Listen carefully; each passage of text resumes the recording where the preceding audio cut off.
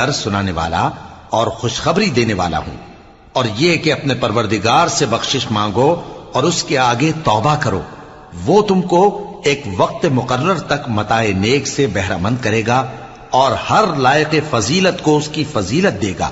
اور اگر روگردانی کرو گے تو مجھے تمہارے بارے میں قیامت کے بڑے دن کے عذاب کا ڈر ہے۔ تم سب کو اللہ کی طرف لوٹ کر جانا ہے اور وہ ہر چیز پر قادر ہے۔ دیکھو یہ اپنے سینوں کو دوہرا کرتے ہیں تاکہ اللہ سے چھپ جائیں۔ سن رکھو جس وقت یہ اپنے کپڑوں میں لپٹ رہے ہوتے ہیں تب بھی وہ ان کی چھپی اور کھلی باتوں کو جانتا ہے۔ وہ تو دلوں کی باتوں تک سے آگاہ ہے، اور زمین پر کوئی چلنے پھرنے والا نہیں مگر اس کا رزق اللہ کے ذمے ہے۔ وہ اس کے رہنے کی جگہ کو بھی جانتا ہے اور جہاں سونپا جاتا ہے اسے بھی۔ یہ سب کچھ کتاب روشن میں لکھا ہوا ہے، اور وہی تو ہے جس نے